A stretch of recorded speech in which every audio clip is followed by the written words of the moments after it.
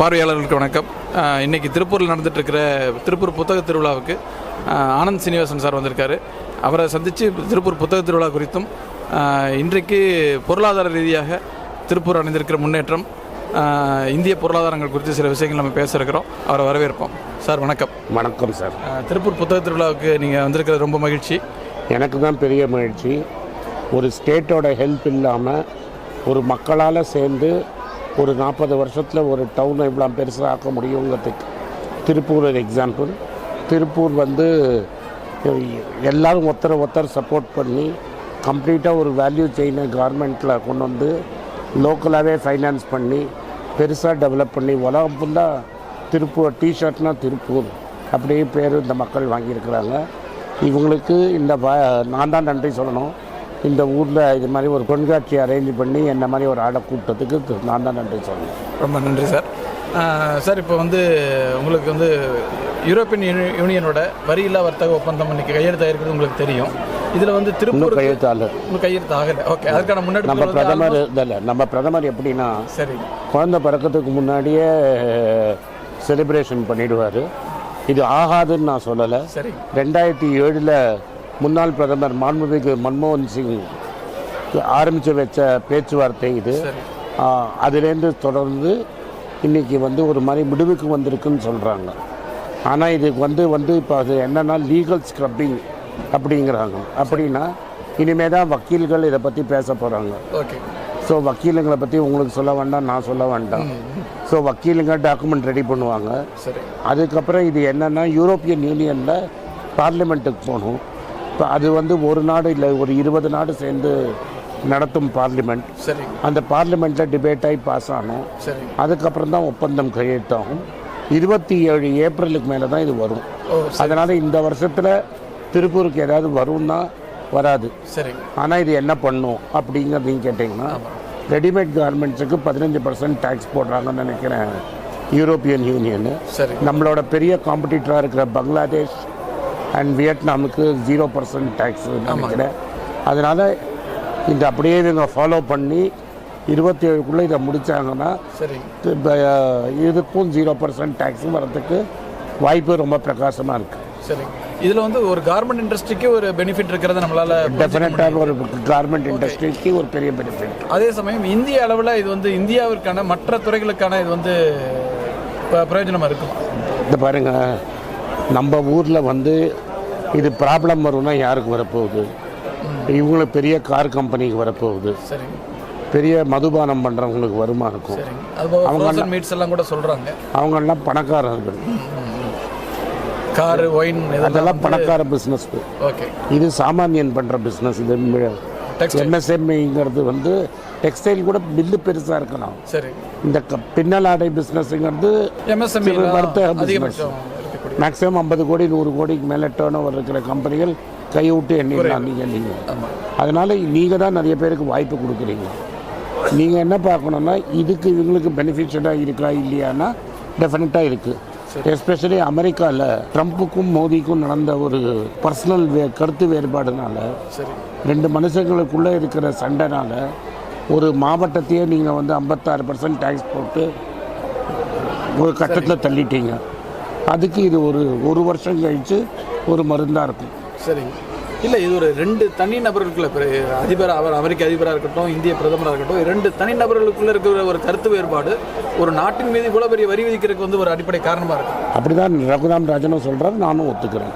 சரி சரி, ஏன்னா ஆப்ரேஷன் சிந்தூரும்போது இப்போ ஹிந்து பேப்பரில் ஆதாரங்களும் வந்திருக்கு. அன்றைக்கி நம்ம போய் பிரசிடெண்ட்டை பேசுறதுக்கு ஆட்களுக்கு நம்ம பணம் கொடுத்துருக்கோம், லாபி பண்ணுறதுக்கு பணம் கொடுத்துருக்கோம். சரி, அமெரிக்காவில் இது மாதிரி லாபி பண்ண வேண்டியதுதான். அமெரிக்காக்காரங்க 2 பேரும் பேசி தான் ஒப்பந்தம் பண்ணி நிறுத்தியிருக்கோம். சரி, அவருக்கு ரொம்ப ஆசை நோபல் ப்ரைஸ் வாங்கணும்னு. இந்த போரை நிறுத்தி ஆமாம் நீங்கள் தான் பண்ணீங்கன்னு சொல்லியிருந்தா அவருக்கு நோபல் பரிசு வந்திருக்கும். அந்த கிரெடிட்டை பிரதமர் அவருக்கு கொடுக்கல. அந்த கிரெடிட்டை அவர் கொடுத்துருந்தாருன்னா இங்கே யாரும் கண்டுக்க மாட்டாங்க. கொடுத்துருந்தாருன்னா டெஃபினட்டாக இன்னைக்கு திருப்பூர் மேலே இந்த வரி வந்திருக்காது. இல்லை, இந்திய பிரதமர் மோடி அவர்களும் ட்ரம்ப் அவர்களும் ஒரு நெருங்கிய நண்பர்களாகவே அறியப்பட்ட ஒரு. அதனால என்னப்பா, ஆனால் நீங்கள் நண்பர்கள், என் நண்பர், உங்களுக்கு நான் ஒரு வேலை பண்ணி கொடுக்குறேன், அந்த வேலை பண்ணியே கொடுக்கலன்னு நீங்கள் சொன்னீங்கன்னா சும்மா இருப்பேன் நான். இல்லை, இந்தியா அப்படி சொல்ல ஒத்துக்காததுக்கு என்ன அடிப்படை காரணம் இருக்கு? அது நீங்கள் அவரோட பர்சனல் ஈகோ தான், பிரதமரோட ஈகோ தான். சரிங்க சார். உண்மை என்னன்னா, இதுக்கு முன்னாடி எல்லா போர்லையுமே என்ன ஆச்சுங்கிறது எல்லாருக்கும் பார்லிமெண்ட்டில் தெரிஞ்சிடும். இப்போ எவ்வளோ ராஃபேல் பிளேன் விழுந்ததுன்னு இவர் சொல்ல மாட்டேங்கிறாரு. ஆமாம், ராஃபேல் பிளேன் விழுந்தது உண்மை. பாகிஸ்தான் தனியாக அடித்தானா அடிக்கலை, பாகிஸ்தானுக்கு சைனா ஹெல்ப் பண்ணி அடித்தான். ஸோ பாகிஸ்தானும் சைனாவும் ஒன்றா சேர்ந்துட்டாங்க. சரி. ஸோ நம்ம வெறும் பாகிஸ்தானோட போர் போடலை, சைனாவோட சேர்ந்து போர் போட்டோம். நம்ம அடித்தோம் டார்கெட்டுங்கிறது உண்மை, நஷ்டம் ஆச்சுங்கிறதும் உண்மை, பாகிஸ்தானுக்கு சேதம் ஆச்சுன்னு உண்மை, நம்மளோட 3-4 பிளேன் விழுந்ததும் உண்மை. அதனால் நீங்கள் சைனா உள்ளே வந்ததுனால அமெரிக்காவை கூப்பிட்டீங்க. அதில் ஒத்துக்கிறதுல என்ன ப்ராப்ளம் இருக்குது? அதான் இந்த போர் நிறுத்தத்தை வந்து சீனாவும் கிளைம் பண்ணுது. போர் நிறுத்தத்துக்கு நாங்களும் காரணங்கிறத சீனா, ஏன்னா சைனா தானே சார் அவனுக்கு பிளெயினும் கொடுத்தான், ரேடாரும் கொடுத்தான். இல்லாட்டா அந்த சைனாக்காரன் இல்லைன்னா ராஃபேல் பிளேன் வந்ததுங்கிறது பாகிஸ்தானுக்காரனுக்கு தெரிஞ்சிருக்காது. சைனா அவனோட ஆக்டிவ் பிளேயர். இதை அவர் ஒத்துன்னு இருந்தவனா இன்னைக்கு பல லட்சம் பேர் திருப்பூர்லேருந்து வேலை இல்லாமல் போயிருக்கிறாங்க நார்த் இந்தியாவுக்கு. பல முதலாளிகள் கடன் கட்ட முடியாமல் தவிக்கிறாங்க. ஆர்டர் கேன்சல் ஆகிடுச்சு. November season, Christmas season, new year season, உங்களுக்கு இந்த 6 மாதம் மெயின் சீசன். உங்களுக்கு இந்த சீசனில் இருக்க வேண்டிய பிஸ்னஸே போயிடுச்சு மக்களுக்கு. பெரிய பெரிய முதலாளிகளுக்கு நீங்கள் கடன் தள்ளுபடி பண்ணுறீங்க. வோடஃபோன் ஐடியாவுக்கு 27,000 கோடி கிட்ட ஏஜிஆர் டியூஸை தள்ளுபடி பண்ணியிருக்கீங்க. ஏன் இங்கே இருக்கிற எம்எஸ்எம்இ பிஸ்னஸ் கடன் தள்ளுபடி பண்ண முடியாதா? அப்போனா முதலாளிகளுக்கெல்லாம் ஒரு சட்டம், கீழே லெவலில் பிஸ்னஸ் பண்ணுறவங்களுக்கு தொழில் நிறுவனங்களுக்கு ஒரு சட்டம். அதை தான் நான் கேட்குறேன். உங்கள் ஈகோக்காக எவ்வளோ சிறு தொழில் செய்கிறவங்கள நீங்கள் கைவிட்டுட்டீங்கிறது தான் பாரதிய ஜனதா கட்சி கைவிட்டுடுச்சுங்கிறது தான் என்னோட ஃபீலிங். இல்லை சார், இதில் வந்து பாரதிய ஜனதா கிளைம் பண்ணுற இன்னொரு விஷயம் வந்து, இது அமெரிக்கா மிரட்டலுக்கு பின்னாடி இந்திய விவசாயிகளுடைய நலன் இருக்குது, நாங்கள் அவங்க நலனை அடக வைக்க மாட்டோம்னு சொல்கிறாங்க. எல்லாம் காதில் நம்மளுக்கும் பூ சுற்றி இருக்கிறாங்க. அவன் ஓப்பனாக சொல்கிறான்.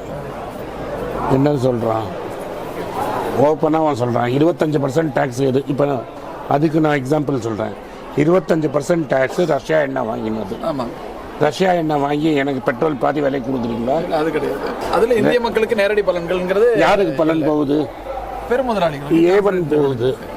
அதுக்கப்புறம் ஏன் நீ விவசாயி பின்னாடி பேசுற? $148 விற்கிறச்ச 55 ரூபா விற்கிறது டாலர் இருக்கும்போது, $148 இருக்கும்போது மாண்புமிகு முன்னாள் பிரதமர் வந்து நான் 50 ரூபாய்க்கும் 60 ரூபாய்க்கும் 70 ரூபாய்க்கும் பெட்ரோல் போட்டார். இன்னைக்கு கச்சா எண்ணெய் விலை $45. ரூபாவை நீங்கள் 90 ரூபா ஆக்கிட்டீங்க, அது வேறு விஷயம். அதுக்காக ஒரு 15 ரூபா சேர்த்துக்கோங்க, 60 ரூபா ஆச்சு. நீங்கள் வந்து 65 ரூபாய்க்கு பெட்ரோல் போடலாமே, ஏன் ஒரு பெரும் முதலாளிக்கு மட்டும் அந்த லாபத்தை கொடுக்குறீங்க? அது ஒரு பெரிய விமர்சனம் இருக்கு. அது விமர்சனம் இல்லை, அதை நீங்கள் கேளுங்களேன். அது என்ன விவசாயிக்காக கொடுக்குறீங்களா? சிலிண்டர் 1000 ரூபாய்க்கு கொடுக்குறது யாருக்காக கொடுக்குறீங்க? சரி, ஏன் முன்னெல்லாம் ஒரு ரயில்வே பட்ஜெட் வரும், அந்த ரயில்வே பட்ஜெட்டில் எப்படி ரயில்வே டேக்ஸ், ரயில்வே ஃபேர் எப்படி ஏற்றுறாங்கன்னு சொல்லுவாங்க. இப்போ அதை கேட்டால் இராணுவ ரகசியங்கிறீங்க. அதுவும் விவசாயிக்காக பண்ணுறீங்களா? நிச்சயமாக. என்ன மாதிரி இப்போ ஆட்கள் நாங்கள் ட்ரெயினில் போகிறோம், சாமானியம் தான் ட்ரெயினில் போகிறோம். நீங்கள் செகண்ட் கிளாஸ் டப்பா ட்ரெயின் ஓட்டுவீங்களா, இல்லை வந்தே பாரத் ஓட்டுவீங்களா? செகண்ட் கிளாஸ் தான். விவசாயி கவலைப்படுற பாரதிய ஜனதா ஏன் வந்தே பாரத்தை எல்லா இடத்தையும் விட்டுட்டு இருக்கிறோம்? ஆக மொத்தம் அவங்க பேங்க் அக்கௌண்ட்டில் 10,000 கோடி இருக்குது. 75 வருஷம் காங்கிரஸ் வரலாறுல எந்த கம்யூனிஸ்டாக இருக்கட்டும், காங்கிரஸாக இருக்கட்டும், திமுகவாக இருக்கட்டும், அதிமுக இருக்கட்டும், இந்தியாவில் வேறு எந்த கட்சியும் 10,000 கோடி ஒரு சமயத்தில் பேங்க்கில் வச்சதில்லை. இல்லை. அப்போ தான் என்ன அர்த்தம் ஆகுது? இது முழுக்க முழுக்க கட்சிக்கு நிதி திரட்டுறதுக்கான வாய்ப்புகளை உருவாக்குறாங்க. அவ்வளோதான். இல்லை சார், இப்போ நாங்கள் பெரும் முதலாளிகளுக்கு ஹெல்ப் பண்ணுவோம், அவங்க எங்களுக்கு நிதி கொடுப்பாங்க. டாட்டா மாதிரி ஒரு நல்ல குடும்பமே 750 கோடி கொடுக்க வச்ச கட்சி தானே இது. அதுவும் விவசாயிக்காக கலெக்ட் பண்ணீங்களா? இல்லை, நான் கேட்குற கேள்விக்கு சொல்லுங்க. இல்லை, அப்படி எதுவும் திட்டம் இல்லை, அதில் இருக்கிற மாதிரி தெரியல. இல்லை, நீங்கள் வந்து எல்லா ஏர்போர்ட்டையும் ஒரே கம்பெனி கொடுக்கறதும் அதுதான் காரணமா? அமெரிக்கா பிடிவாரண்ட் கொடுத்து உங்களுக்கு அமைச்சிருக்கிறோம், ஒரு வருஷமாக அவருக்கு கொடுக்காமல் இருக்கிறதுக்கும் விவசாயிக்கு ஹெல்ப் பண்ணுறதுக்கு தான் பிடிவாரண்ட் கொடுக்காமல் இருக்கீங்களா? இப்போ இது மாதிரி வந்து அரசியல் ரீதியான நிறைய விமர்சனங்கள் அதில் நான் இல்லை, நீங்கள் வந்து விவசாயிங்கிறதுனால நான் கேட்டேன். அதான் இல்லை சார். இப்போ இன்னொரு கேள்வி எனக்கு, இப்போ நான் அரசியல் பேசலைன்னா இப்போ சிறுதூர் ஆளுங்களுக்கு எப்படி பேச முடியும்னா, நாங்கள் ஃபுல்லாக அறிஞ்சு என்ன நடந்ததுங்கிறதுனால உங்களுக்கு சொல்கிறோம். ரகுராம் ராஜன் ஒரு பெரிய பொருளாதார மேதை, அவரே சொன்னதை தானே நான் சொல்கிறேன். 2 பேரோட ஈகோனால இந்த ப்ராப்ளம்னு. அதாங்க. இப்போ சார் அமெரிக்காவினுடைய டிமாண்ட் வந்து நீங்கள் ரஷ்யா கிட்ட நீங்கள் பெட்ரோல் டீசல் கச்சா எண்ணெய் வாங்குறதை நீங்கள் குறைக்கணும் அப்படிங்கிறது. ஆமாம், ஆல்மோஸ்ட் வந்து இந்த பெருநிறுவனம் அவர் ஏற்கனவே வாங்கிட்டு இருந்தது கொஞ்சம். ஏன்னா அவன் மேலே நேராக சாங்ஷன் வந்துடுச்சு. அதான் நான் ஒன்று கேட்குறேன், எஸ்ஆர்னு ஒரு கம்பெனி இருந்தது, அதை நீங்கள் ராசன் சாப்பிட்டுக்கு யார் விற்க சொன்னது? ஒருத்தர் மாஸ்கோ வரைக்கும் போயிட்டு வந்துட்டு அந்த டீலை முடிச்சுட்டு வந்தார். அவன் காசு போட்டு இங்கே ரிஃபைனரி வச்சுருக்கான். அவன் ஊர்லேருந்து தானே ஆயில் கொண்டு வருவான். அதுதான் ரஷ்யாக்கு அமெரிக்கா கேட்குறான், எங்காலே கொடுத்துருக்கலாமேங்கிறான். இப்போ சார் இந்த கிளாஷ் வந்து எப்போ முடியும்? இந்தியா மீதான அமெரிக்காவுடைய இந்த தாக்குதல் எப்போ முடிவுக்கு வரும்னு கேட்குறேன். அதாவது நீங்கள் தான் கேட்கணும். ட்ரம்ப் எந்த பக்கம் இருந்து பாருன்னு யாருக்கு தெரியும்? இப்போ நம்ம பேசிகிட்டு இருக்கும்போது கப்பல் ஈரானுக்கு போகுதுங்கிறாரு, தங்கம் விலை 1000 ரூபாய் ஏறுது. அதனால அவர் என்ன பண்ணுவாருன்னு நம்மளுக்கு தெரியாது. சரி, இல்லை இந்தியாவை தாண்டி கேட்குறதா இருந்தால் அமெரிக்கா வந்து உலக நாடுகள் மீது எல்லா நாடுகள் மேலேயும் இந்த வரி விதிக்கிறாங்க, பிற நாடுகள் ஆக்கிரமிக்கிறதுக்கு முயற்சி பண்ணுறாங்க. அது ஆக்கிரமிச்சு பண்ணுறாங்க, அது வேற விஷயம். இவ்வளோ தூரம் வரி எந்த ஊர் மேலேயும் போடலை. அது உண்மை. இல்லை அதுக்கு பின்னணியில் என்ன காரணம் இருக்க முடியும் சார்? நாடுகள் மேலே அந்த ஆக்கிரமிப்பு அவர் என்ன சொல்கிறாருன்னா, மேக் அமெரிக்கா கிரேட் அகெயின். மற்ற ஊரை பற்றி எனக்கு கவலை கிடையாது, என் ஊர் நல்லா இருக்கணுங்கிறது தான். ஆனால் நான் என்ன சுற்றி காட்டுறேன்னா, சைனாவை தவிர எந்த ஊர்லேயும் இவ்வளோ டேக்ஸு நம்ம போடலை. சரி. ஆனால் சைனாக்காரன் என்ன பண்ணுறான், பதிலடி கொடுக்குறான். ஆமாம், அவனோட தொழிலை நல்லா நடத்துகிறான். $1.2 ட்ரில்லியன் சர்ப்ளஸ் கொண்டு வந்திருக்கிறான். நம்ம அரசாங்கம் சிறு தொழிலுக்கு என்ன செஞ்சாங்க? ஆனால் சைனாவே கூட காம்ப்ரமைஸாக போகுது இல்லைங்க அமெரிக்கா. அதான் எங்கே காம்ப்ரமைஸ் போனோம்? மேக்னெட்டை நிறுத்திட்டான். நம்மளால தான் போய் மேக்னெட் கேட்டார். நான் என்ன கேட்குறேன்னா, அமெரிக்காவுக்கு பதில் சொல்கிற மாதிரி சைனாவுக்கு பதில் சொல்கிற மாதிரி இந்த அரசாங்கம் என்ன பண்ணியிருக்குது? பெரும் முதலாளிக்கு வேலை செய்கிறத தவிர இந்த அரசாங்கம் ஏதாவது செஞ்சுருக்குன்னா சொல்லுங்கள், கேட்டுக்கிறேன். சரி சார், இறுதியாக ஒரு கேள்வி. இந்த அமெரிக்காவினுடைய இந்த பொருளாதார தாக்குதலை இந்தியா எதிர்கொள்வதற்கான உங்களுடைய அட்வைஸ்? நீங்கள் சிறு தொழில் பிஸ்னஸில் கான்சென்ட்ரேட் பண்ணணும். நீங்கள் எல்லாமே வந்து இந்தியாவில் நீங்கள் ஆக்சுவலாக டேக்ஸ் கட்டுறவன் 10 லட்சம் பேர் தான். நம்மளோட கவனிப்பு எல்லாமே அந்த 10 லட்சம் பேருக்கு இப்படி டேக்ஸை நீங்கள் இந்த பட்ஜெட்டுக்கு முன்னாடி இருக்கிறத பார்த்தீங்கன்னா டேக்ஸ் குறைக்கிறது எப்படி கம்மி பண்ணுறதுன்னு தான் இருக்குது. சரி. இந்தியாவில் 140 கோடி பேரில் 139 கோடி பேருக்கு மேலே இன்கம் டேக்ஸ் கட்டுறதை விட்டுட்டு நீங்கள் அந்த 10 லட்சத்தை விட்டுட்டு மீதி இருக்கிற 139 கோடி பேரை எப்படி நல்லா வைக்கணும்னு பார்க்கணும். நம்ம புஸ்தக காட்சியில் இருக்கிறோம். ஒரு சிம்பிள் மேட்டரை சொல்கிறேன், நோட் புஸ்தகத்துக்கு டேக்ஸ் கிடையாதுங்கிறாரு, நான் வர வைக்கிறேன். ஆனால் அந்த நோட் புஸ்தகத்துக்கு பேப்பர் பண்ணுறதுக்கு 18% டேக்ஸுங்கிறாரு. சரி. இப்போ பேப்பரை வாங்கி தானே நோட் புக் பண்ணணும்.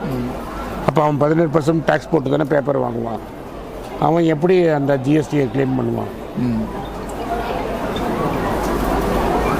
சரி, இப்போ நீங்கள் இங்கே ஊர்லேருந்து அவசரமாக டிஷர்ட் சாம்பிள் அனுப்புகிறீங்க, சிறு தொழில் தானே செய்கிறீங்க. ஆமாங்க. நீங்கள் ஏர் ஃப்ரைட்டுக்கு 18% சர்வீஸ் டேக்ஸு எப்படி கிளைம் பண்ணுவீங்க?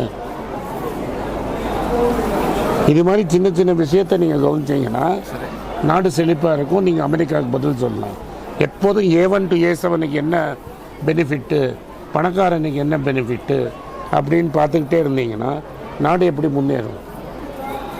நிச்சயமா இது வந்து கேட்க வேண்டியவங்களுடைய காதுகளுக்கு இந்த அதனால தான் நான் கேட்குறேன், பாரிங்கமாக கேட்குறேன். மக்களுக்கும் இது புரியணுங்கிறதுக்காக நான் கேட்குறேன்.